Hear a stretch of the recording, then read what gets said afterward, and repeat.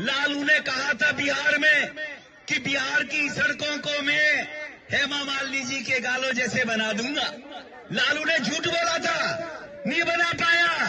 लेकिन मैं आपको विश्वास दिलाता हूं, जैसे ओखले की सड़कें हमने बना दिए, संगम बिहार की सड़कें बना दिए, इसी प्रकार से कालकाजी भी सुधार कैंप के सामने वाली, बराबर वाली, अंदर वाली सारी की सारी सड़कें प्रियंका गांधी के गाल जैसे जरूर बना देंगे। नमस्कार, आप देख रहे हैं न्यूज़ ट्रिपल लाइव और मैं हूं अजय कुमार। आज की हमारी खास रिपोर्ट है दिल्ली चुनाव और उससे जुड़ी बड़ी खबर पर। कालकाजी विधानसभा से बीजेपी प्रत्याशी रमेश बिधूड़ी के बयान ने चुनावी माहौल को गर्म कर दिया है। तो चलिए जानते हैं रमेश बिधूड़ी ने प्रियंका गांधी पर ऐसा क्या विवादित बयान दिया जिसने राजनीति में हलचल मचा दी। आइए सुनते हैं।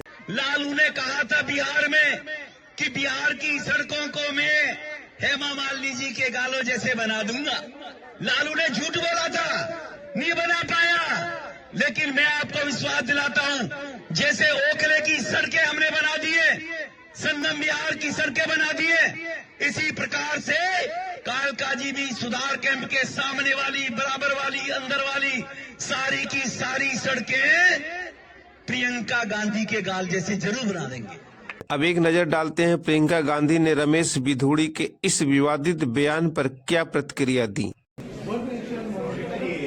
रमेश बिधूड़ी ने जो बयान दिया था आपको लेकर उस पर कुछ कहेंगे? Ma'am, did you speak on the bill?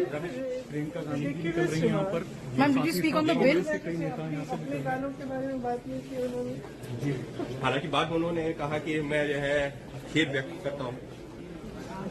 फिजूल की बातें, चुनाव है दिल्ली में, जो इम्पोर्टेंट इश्यूज हैं उनकी चर्चा होनी चाहिए। जी, और अरविंद केजरीवाल कह रहे हैं कि बीजेपी और कांग्रेस मिली हुई है जिस तरह। Ma'am, did you speak on the bill because you came for the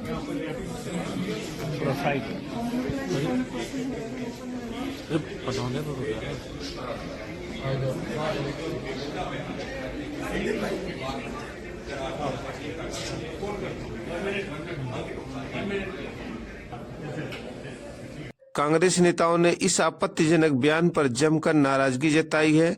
कांग्रेसी नेता अलका लांबा ने भी रमेश बिधूड़ी को आड़े हाथों लिया। आइए सुनते हैं उन्होंने क्या कहा। प्रियंका गांधी जी की भाषा कुछ और हो सकती थी ना, रमेश बिधूड़ी जी को जब जवाब देने के लिए मुंह तोड़ पर नहीं।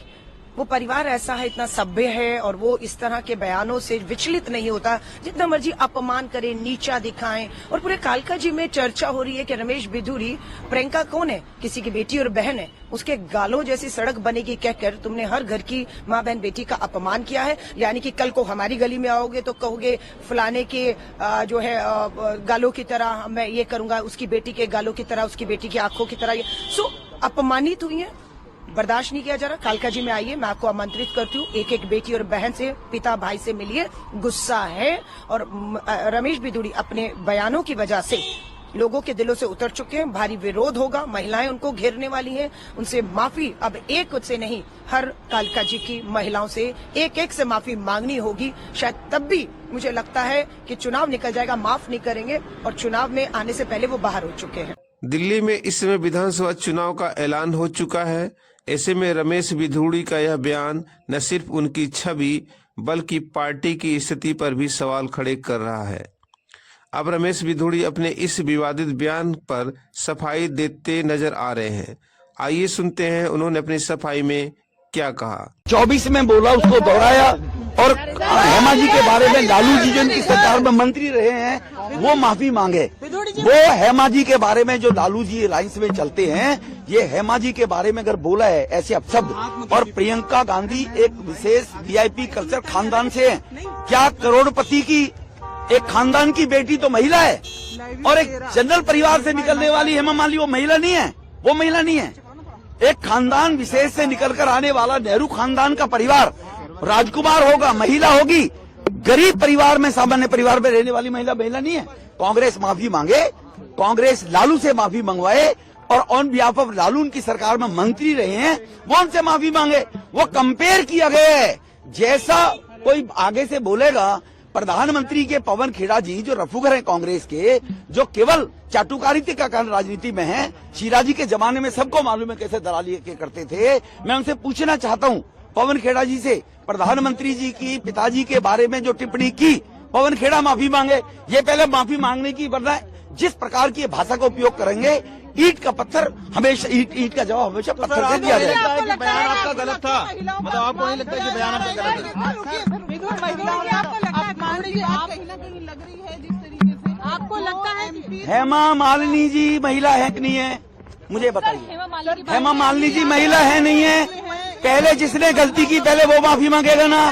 पहले अगर ये गलती है और किसी ने माफी मांगी, हेमा मालिनी जी महिला है नहीं है? एक साधारण परिवार की निकलकर एक महिला और एक दुनिया में भारत का नाम रोशन करती है, वो महिला नहीं है? और एक खानदान में पैदा हुई वो महिला है। How is it possible? Sir सवाल ये उठ रहा है कि ये जस्टिफाइबल है कि आप उन्होंने अगर कोई गलती करी है तो आपकी तरफ से भी ऐसा जवाब आए जो जब दो जगह डिस्प्यूट पैदा होता है तो लोग कहते हैं आपने ये गलती करी, आप इसको रेक्टिफाई करे, दूसरा भी करेगा। आप रेक्टिफाई कांग्रेस करे तो इधर भी रेक्टिफाई होगी।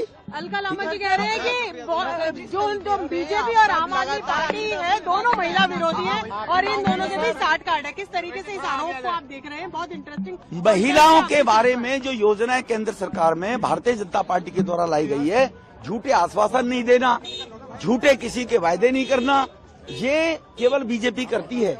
कांग्रेस और आम आदमी पार्टी दोनों निश्चित रूप से एक खानदान का परिवार का व्यक्ति है, तो वो महिला भी होगा, वो पुरुष भी होगा, वो चाहे वो इंदिरा जी हो, चाहे जवाहरलाल, वो राजकुमार भी होंगे। और देश में 140 करोड़ लोग जो सामान्य परिवार से जी कर आते हैं, उनके बारे में कोई कुछ भी टिप्पणी करेगा और ये कुछ भी लोग, ये सवाल हो ही नहीं। भारत में 140 नागरिकों का सबका अधिकार है, फंडामेंटल राइट्स है। फिर दोहराना चाहता हूं, कांग्रेस लालू जी से या Congress on behalf of Lalu की सरकार में कैबिनेट मंत्री रहे, वो माफी मांगे। हेमा मालिनी जी एक भारत की बेटी है, क्या वो दक्षिण भारत की है? तो वो बेटी नहीं है हमारी, वो बहन नहीं है हमारी। तो इसलिए सभी बहन समान है, सभी सम्मान के योग्य हैं, सभी इज्जत के योग्य हैं। इसी प्रकार से कांग्रेस स्थिति स्पष्ट करे कि लालू उनकी कैबिनेट में मंत्री है, कितनी बार माफी मंगवाई, क्योंकि वो हेमा मालिनी जी थी, वो एक विशेष घराने की बेटी नहीं थी। तो इसलिए कांग्रेस को कभी याद नहीं है हेमा मालिनी के बारे में, वो करें एक्शन कर।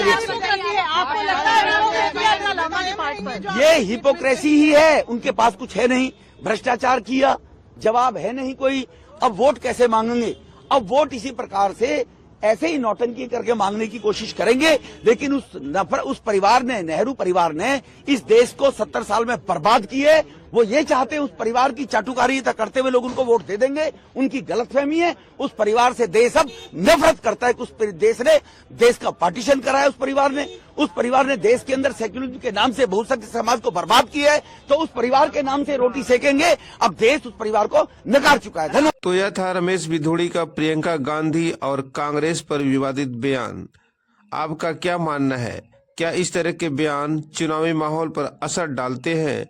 अपनी राय हमें कमेंट सेक्शन में जरूर बताएं। ऐसे ही ताजा खबरों के लिए जुड़े रहें न्यूज दर्पण लाइव के साथ। अगर आपको हमारा वीडियो पसंद आया हो तो इसे लाइक करें, शेयर करें और हमारे चैनल को सब्सक्राइब करना न भूलें। धन्यवाद।